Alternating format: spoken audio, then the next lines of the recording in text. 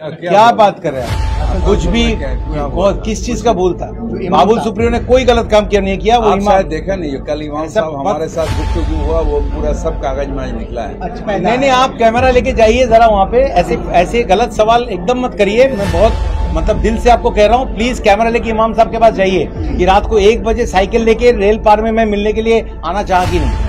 जब अगर मेरा दिल साफ नहीं होता ना तो मैं दीदी को कहता कि यहाँ पे बहुत माइनॉरिटी वोट्स है, मैं शायद वहाँ पे हार जाऊंगा। मुझे ये सवाल तो ये सब पहले अपना होमवर्क करिए। क्या आप किस बलबूते आप बोल सकते हैं कि भूल है? मैंने कुछ किया ही नहीं है। सियासी लोग कुछ बोले, मैं पहले आपको कह चुका हूँ, दूसरे की झूठ को मैं अपनी सच्चाई के साथ नहीं लड़ूंगा। ये चीज आप याद रखिए और ऐसे सवाल मत करिए। गलतफहमी क्यों कह रहे हैं? गलतफहमी आप क्यों कह रहे हैं? जो सवाल उनका है उसका जवाब देना मेरा फर्ज बनता है। मैंने वही काम किया। गलतफहमी आप क्यों बोल रहे हैं? गलतफहमी कुछ नहीं है। दादा ने कहा ना, हम लोग गलतफहमी के शिकार नहीं है। हम जानते हैं ममता दी है तो हम सर उठा के जीते हैं। यहाँ पर कभी यूपी नहीं होगा, मध्य प्रदेश नहीं होगा, कर्नाटक नहीं होगा। जाते हैं ये बीजेपी वाले जो फालतू बातें कर रहे हैं, गुरुद्वारा में जाते हैं तो नहीं बांधते रुमाल, नहीं लगाते सर पे। यहाँ पे देखिए मुझे दिया गया है, लेकिन मैंने इसका काम देखने के लिए सर से निकाल के इसका मैं काम देख रहा था। तो किसी ने मुझे बोला क्या दोबारा पहन लीजिए?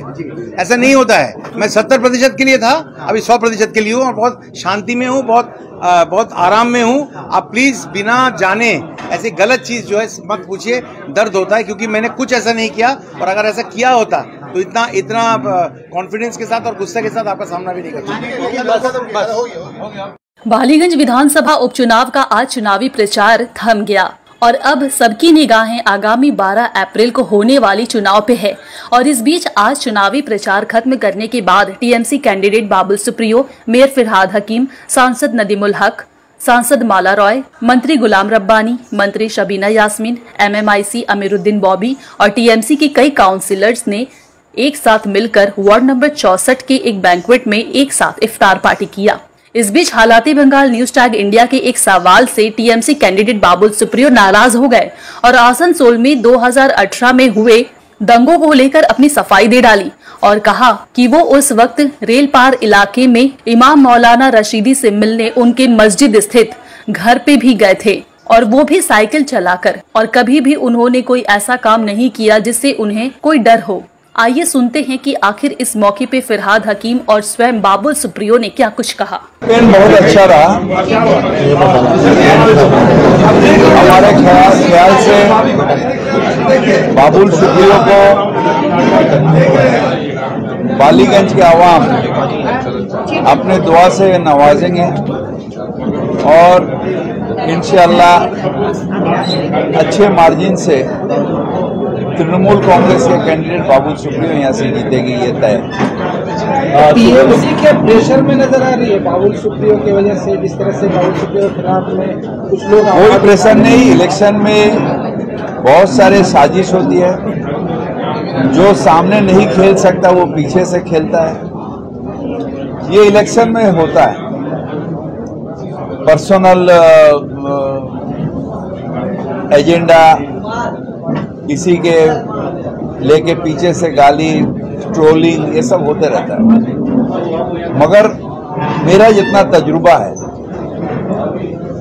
इंसान डायरेक्ट खेला को डायरेक्ट सराहना करते हैं और उसे पसंद करते हैं। पीछे का जो खेला ये हर इलेक्शन, मेरा इलेक्शन में जाइएगा, हमको लेके कभी ब्रिज गिर गया, कभी नरोदा का चोर, कभी ये वो कर कई तरह, मगर उसमें कोई इफेक्ट नहीं। 70,000 वोट से अभिषेक बना मैदान में आने मैं इलेक्शन के लिए नहीं। कलकत्ता का कैंडिडेट है बाबुल सुप्रियो। कलकत्ता का मेयर का ये फर्ज है अपने पार्टी के कैंडिडेट के लिए पूरे दम लगाए, और वो काम हम कर रहे हैं। अभिषेक बनर्जी हमारा यूथ के है और हमारा पार्टी के जनरल सेक्रेटरी है। वो कैंपेन कर रहा है। आज कल बाबुल सुप्रियो के लिए किया, आज वो आसनसोल में किया। तो हमारे पार्टी के कैंडिडेट पार्टी नॉमिनेशन देगा और हम लोग अगर कैंपेन करेंगे तो डर गए। डर क्यों गए? आवाम हमारे साथ है। ये कितने बार हमें इम्तिहान देना पड़ेगा। ये बंगाल के आवाम ममता जी के साथ है। हर बाई इलेक्शन में देख रहे हैं जो इलेक्शन जीत रहा है, मार्जिन डबल हो रहा है। तो बालीगंज में उसका उसका वो जो ट्रेंड है वो उसके अगेंस्ट कैसे हो? बाई इलेक्शन टीएमसी के लिए इतना क्यों जरूरी है? बाई इलेक्शन जरूरी है क्योंकि हम टीएमसी मार्च छोड़ के बोलेगा आओ भैया तुम खेल लो, ये तो नहीं हो सकता ना। TMC is a political party और बाई इलेक्शन हमारे लिए उतना ही अहमियत है जो जनरल इलेक्शन जितना अहमियत है।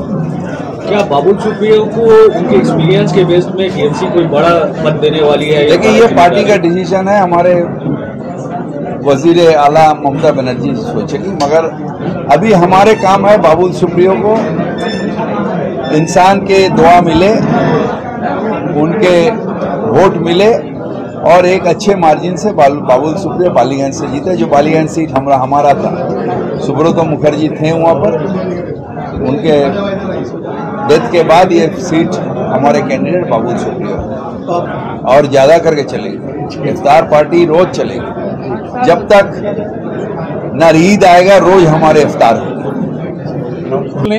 उल्टा मैं बोलूंगा कि बहुत खुशी का इलेक्शन है, बहुत शांति का इलेक्शन है, क्योंकि मैं ऐसे एक पार्टी का हिस्सा था जहाँ पे देखिए वफादारी का एक शब्द जो है उसकी अहमियत सब जानते हैं।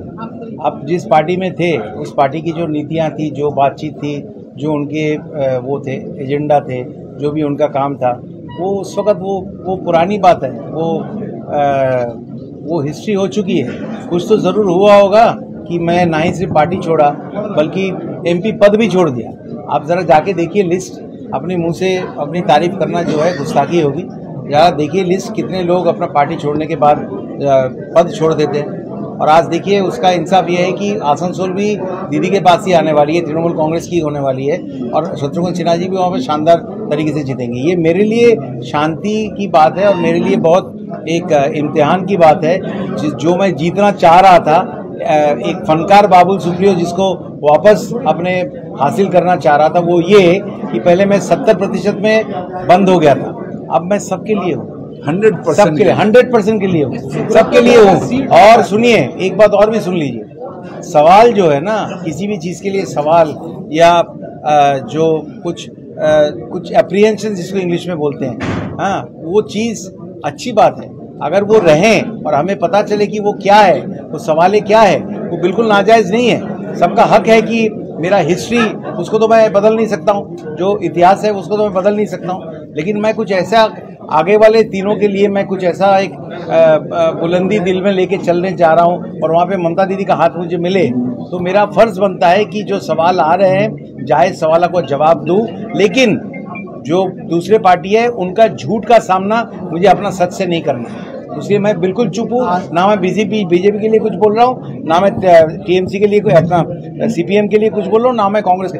मुझे कहना ही नहीं है हम क्या कर सकते हैं दीदी के साथ मिलके, जहां मैं जा रहा हूं वहां पे हम क्या तरक्की ला सकते हैं। कलकत्ता के मेयर साहब हमारे पास बैठे हुए, जिन्होंने खुद कहा, उनका बड़प्पन है कि बहुत पुराना दोस्त है, तो हम उनसे क्या क्या चीज़ जो है जिसको बोलते हैं कि वो आबदार बोलते हैं बांग्ला में, वो करा सकते हैं, वो हम सोचेंगे ना।